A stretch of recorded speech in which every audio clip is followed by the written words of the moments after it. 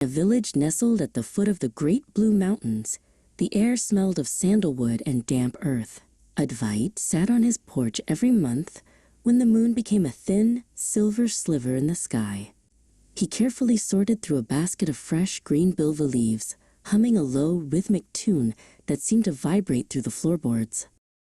His granddaughter, Ananya, skipped up the steps, her eyes wide with curiosity. She noticed the house was quieter than usual, and the kitchen fire hadn't been lit for the evening meal. "Grandfather," she whispered, "everyone says the great night of Shiva comes only once a year in the spring.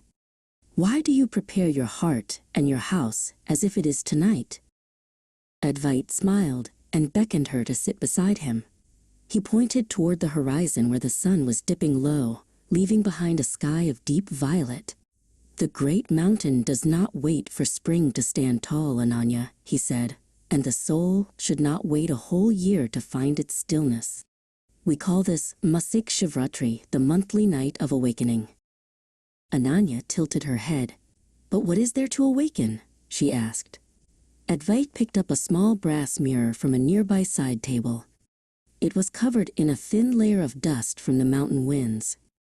He wiped a small circle clean with his thumb, and the bronze surface gleamed, reflecting the first star of the evening. "Our minds are like this mirror," Advait explained gently. "Every month, the dust of anger, the soot of worry, and the cobwebs of hurry settle upon us. If we wait a full year to clean it, the shine might be lost forever. Tonight, we fast and we pray to wipe the mirror clean, so we can see the light of the divine within ourselves." As the darkness deepened, Advait led Ananya to the small stone shrine in the garden.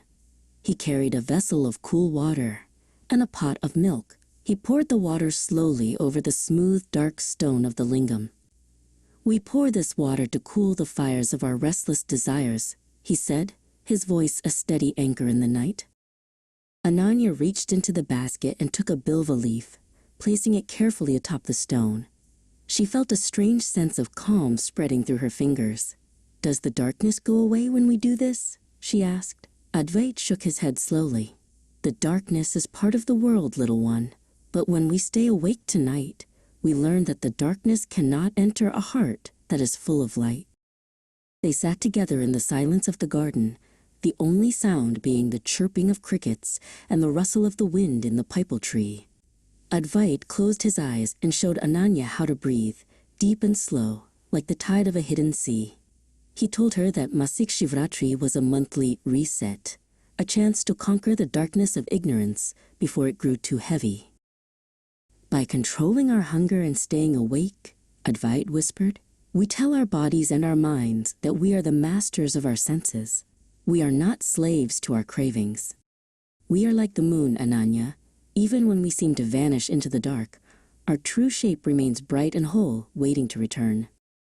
When the morning sun finally began to golden the mountain peaks, Ananya felt lighter than she ever had before. She realized that the monthly ritual wasn't just a duty, but a gift of peace. "I will help you sort the leaves every month, grandfather," she promised. Advait hugged her close, knowing that the light of the monthly night would now guide her, one step at a time.